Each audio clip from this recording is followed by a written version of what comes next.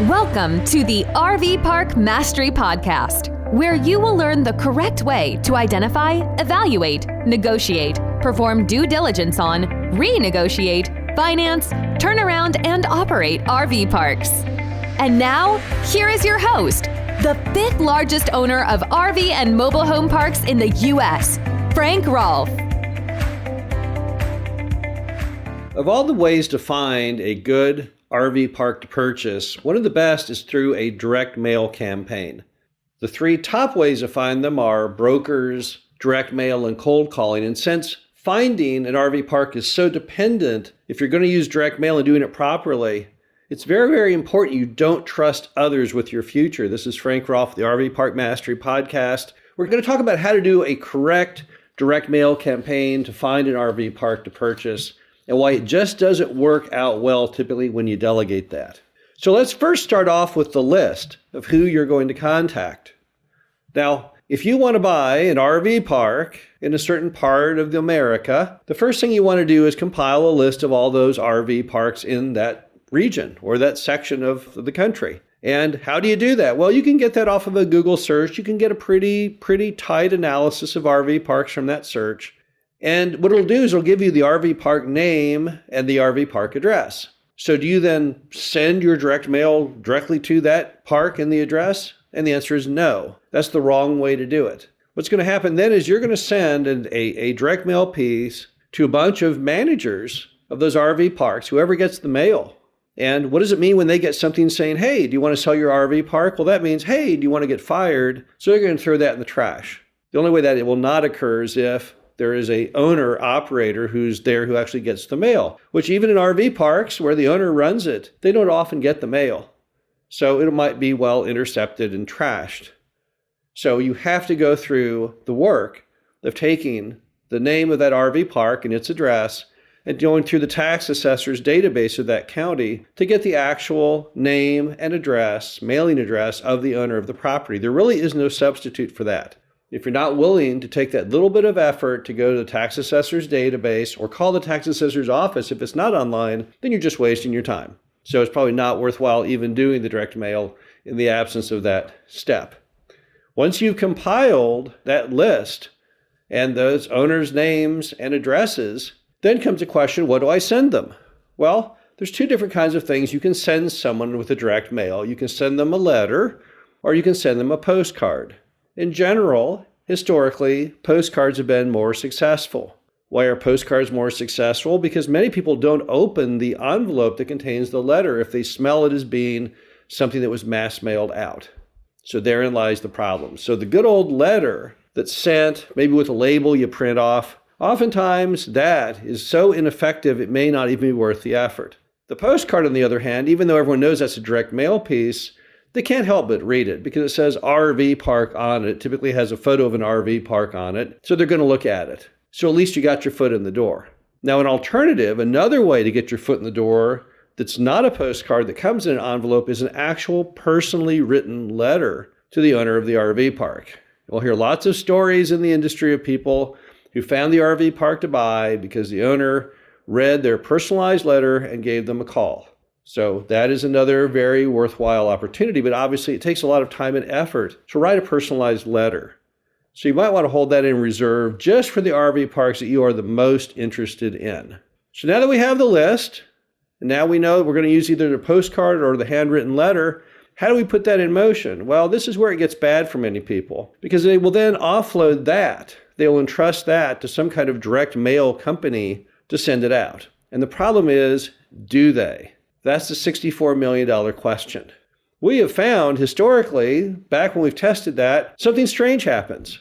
Because typically with direct mail, you have a 1% response rate. 1% of those who receive it will call you saying, hey, I'm interested in selling my RV park maybe. But for some reason, when we use the direct mail providers, we don't hit anywhere near that number. In fact, we often don't get any calls at all.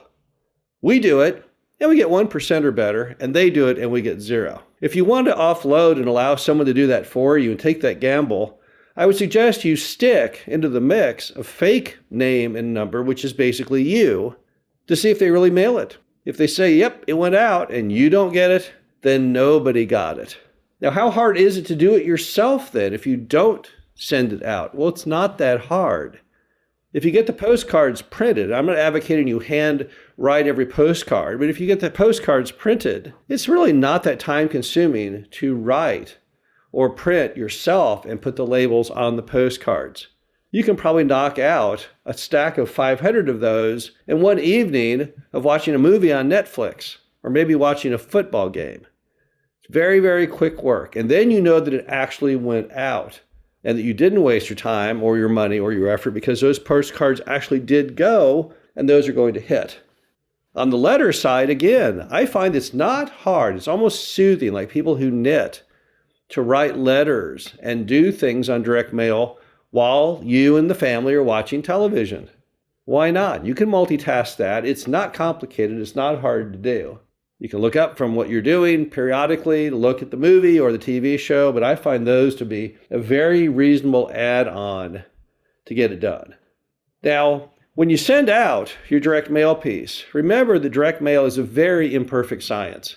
Typically, it's a 1% expense rate or success rate. What else in America can you fail 99% of the time and get patted on the back, good job? And the answer is, I don't know what that would be. So if you send out a direct mail piece and it doesn't get anything, then you know that's a total failure. But if you get even the smallest amount of response, just 1%, then that was successful and worth your effort. Now let's just monetize that for a moment. If I sent out 500 postcards or 500 letters or a mixture of letters and postcards, then 1% would mean I would get 5 people who would call me. Out of those 5 that call me, and I work up a price and we negotiate, I could well end up with 1 to buy. So that's perfectly reasonable in our industry. Now, it wouldn't work well if you were trying to sell cars, probably. You'd have to send out 1 million of them for 1% to actually make it work. But the good news is RV parks are pretty big, pretty valuable, and you don't have to do that many to be successful, to feel good about it. So the 1% success ratio in direct mail in RV parks is fairly reasonable. Now, also don't forget that it doesn't hurt to mix your direct mail. Maybe you do a postcard one time, and then you do a letter. Maybe do a letter and then a postcard. Also vary those postcards, because again, when you have only a 1% success ratio, then only the most minor thing on that postcard might trigger that extra person to call you. Might be the photo of the RV park you use. It could even be something as minor as the color of the ink on the postcard, something that catches the attention of one additional person that didn't look at it before. And don't be afraid to take gambles, because again, it's such a low success threshold that it may be that just putting a photo of you and the family on a tablecloth eating a picnic might get someone to call you and say, I like that family. I like good old family values. I think I will call them. So don't be worried about experimenting. At 99% fail, it's very unlikely you're going to ever have something that's a true failure if you follow up on it yourself. The key item on direct mail we found over the years is where it always goes bad, where we don't get sufficient response to get anywhere, is when we delegate it to another person. I'm not saying that the average American doesn't want to work anymore, but it kind of appears that way. For some reason, when we've asked others to do direct mail for us, it never has had a very successful ending. Maybe it's just the people that we selected. Maybe I'm completely wrong. Maybe you might say, well, yeah, that's because you use those vendors and those ones are no good. But here's my brother Larry and he does a good job, and that may well be true. All I'm saying is you definitely want to take your future, something so very important to you, and keep it completely under your control. At a minimum, if you do use an outside service to do the direct mail, then I would definitely want to stick into that list something that would go back to me. And as far as the list itself, there's no substitute for building that yourself. Many people will say, I've got a list of RV parks nationwide. How is that list derived? And what is that list? And who are the people on that list? You may well find that those aren't all RV parks, and most importantly, they have not truly identified the name and address of the actual owner. Again, you got to go back to the basics because it's such an important feature of your search to find the RV park. You cannot leave any room for error. This is Frank Rolfe, the RV Park Mastery Podcast. Hope you enjoyed this. Talk to you again soon. Thank you for listening to the RV Park Mastery Podcast. Be sure to visit us at www.rvparkmastery.com, where you can learn the correct way to identify, evaluate, negotiate, perform due diligence on, renegotiate, finance, turn around, and operate in RV parks.